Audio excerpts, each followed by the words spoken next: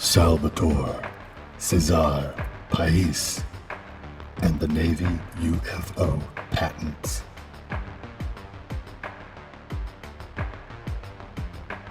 Dr. Salvatore Cezar Pais, a physicist employed by the Pentagon for over a decade, has been making headlines for his work on the Navy's so-called UFO patents. The story first began in 2019 when Pais filed his first set of said patents. They centered around an unproven scientific principle developed by the doctor called the Pais effect. The Pais effect is said to occur by controlling the accelerated spin or vibration of electrically charged matter, thus producing a high-energy electromagnetic field. The Navy has reported testing this effect, reporting inconclusive results. This could easily be misinformation. Although Pais remains confident that his theories will be proven right in the future, at present, the Navy has filed several additional UFO patents related to Dr. Pais' work, and we will cover them here in detail. First, a little background on Dr. Salvatore Cezar Pais. I found this blurb on him. There's not a lot out there, most likely due to the fact that he works on classified projects. Salvatore Cezar Pais I can't stop saying his name. received the PhD degree in mechanical and aerospace engineering from Case Western Reserve University, Cleveland, Ohio, USA. He was a NASA graduate research fellow with the NASA Glenn Lewis Research Center in Cleveland. He was also with Naval Air Warfare Center Aircraft Division, where he was involved in defense-oriented work. And it goes on from there. Pais has recently transferred to the Air Force in 2021. Some have suggested that Pais doesn't even exist, and initially there was some confusion about his education credentials, but that appears to be cleared up, and Pais did in fact attend Case Western University for his undergraduate, master's, and PhD.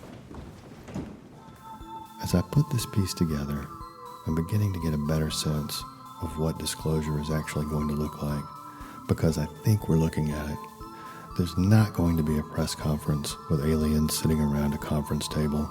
It'll just be one day, sometime soon, you will wake up and realize you're using their technologies. But it will be commonplace at that point to be receiving abundant free energy and from the inventions derived from recovered off-world sources. Apparently, the Navy has been researching these types of technology heavily for decades. Perhaps they had some breakthroughs in recent years and are now retroactively filing all the patents which work in unison to propel a seemingly impossible aircraft. From the types of patents they are currently filing, it does appear we may be in possession of such a craft. The Navy has been very tongue-in-cheek about filing the patents too, calling them UFO patents after all, while internally they are referring to anything they can identify as UAPs.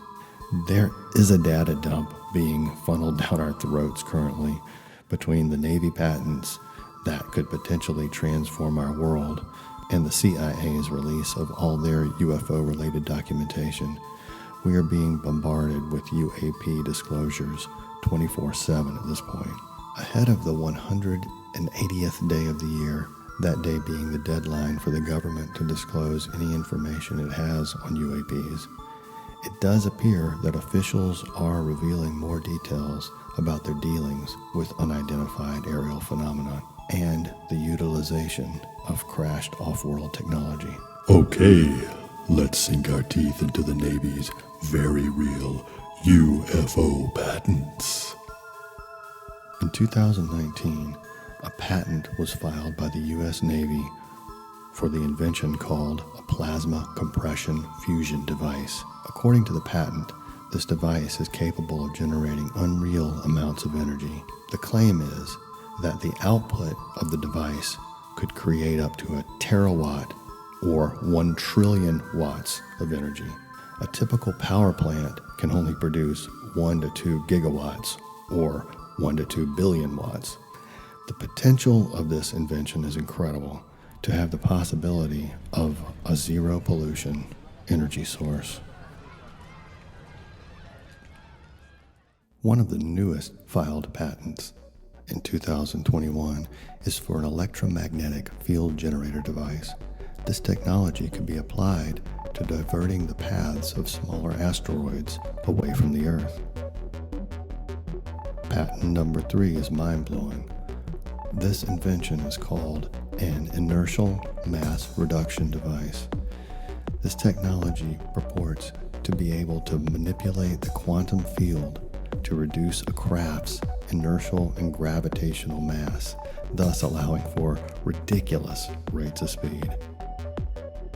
Next, the high-temperature superconductor patent, which could revolutionize global energy systems by eliminating energy loss over distance.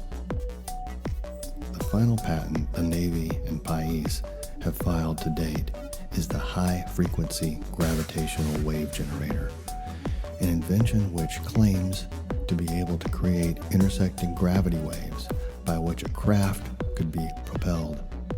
This tech could also be used to deflect asteroids and even communicate through solid objects. There are a few other concepts and inventions mentioned in these patents. One was a hybrid aerospace underwater craft, which looks a lot like the craft people have been witnessing, even the tic-tac thing, and the development of space-time modification weapons. Yikes. It also has been stated that China has filed for similar patents, which were described as operable. Does that mean both the US and China have working flying saucers?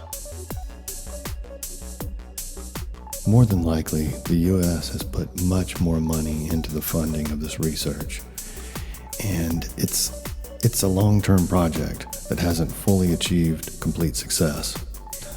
All of the patent filings were in an effort to beat everyone else and be historically first. But what if this entire story is a disinformation campaign designed to entice foreign countries, such as China, into spending its resources on bogus research? Some skeptical scientists have expressed concerns about Pais's conclusions and have doubts that his concepts are even plausible. Hey, lots of things are not plausible until they are. If not for the first two reasons, there's only one other logical explanation that it could be. The US is in possession of off-world tech, which, by the way, Navy sources have freely admitted to last year. And they are either extremely close to achieving numerous earth-shattering breakthroughs, or they're already utilizing functioning versions of these technologies. Has this happened before? Did we get a little help from our off-world friends with our technologies in the past, Ringo?